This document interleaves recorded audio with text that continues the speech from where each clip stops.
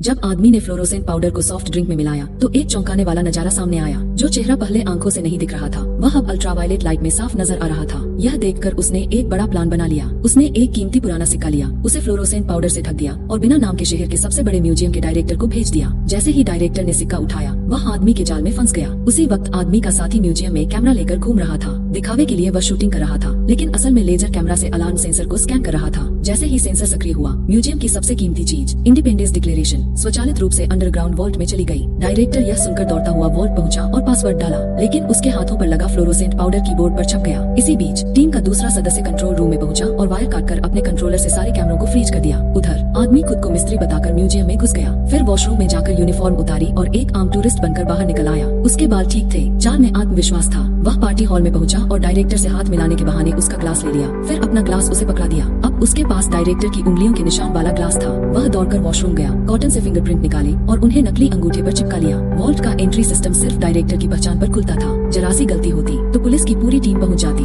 लेकिन सिस्टम खुल गया। उसके पास अब सिर्फ 8 मिनट थे। तभी उसने अल्ट्रावायलेट लाइट से कीबोर्ड पर छपे अक्षर पढ़े और टीम ने पासवर्ड निकाल लिया। दरवाजा खुला और वॉल्ट का रहस्यमय नजारा सामने आया। जैसे ही उसने इंडिपेंडेंस डिक्लेरेशन उठाया उसके साथी का कैमरा फीड अचानक कट गया। तभी राइफल लिए लुटेरे सामने आ गए जो उसी डॉक्यूमेंट के पीछे थे। फायरिंग शुरू हो गई। आदमी जान बचाकर वॉल्ट से बाहर भागा। उसे एहसास हुआ कि डॉक्यूमेंट के पीछे कोई गहरा राज छिपा है। उसने इसे अपने कपड़ों में छिपा लिया। बाहर आते ही डायरेक्टर ने उसे देखा, लेकिन रोका नहीं, क्योंकि वह भी खजाने का रहस्य जानना चाहता था। डायरेक्टर उसे एक गुप्त अड्डे पर ले गया। वहाँ उसने नींबू का रस और कॉटन से डॉक्यूमेंट के पीछे छिपी जानकारी निकालने की कोशिश की, लेकिन कुछ नहीं मिला। तभी उसके पिता ने सुझाव दिया कि फूंक मार कर देखो। जैसे ही उसने फूंक मारी कुछ अजीब से अक्षर उभरे। सब चौंक गए, लेकिन समय कम था। आदमी ने नींबू का रस और हेयर ड्रायर का इस्तेमाल कर पूरी जानकारी निकाल ली। यह खजाने का नक्शा नहीं बल्कि डॉलर नोट का डिजाइन पैटर्न था। उसने $1 का नोट उठाया और गौर से देखा। इसके पीछे इंडिपेंडेंस हॉल और समय 2:22 लिखा था। वे सब भागकर हॉल पहुँचे। जब घड़ी ने 2:22 का समय दिखाया तो उसकी छाया सीधे एक लाल ईंट पर पड़ी। आदमी ने ईंट हटाई और अंदर से एक पुरानी ऐनक निकली। जब उस ऐनक से डॉक्यूमेंट को देखा तो एक त्रिआयामी नक्शा दिखाई दिया। रंग बदलने से और रहस्य खुलने लगे,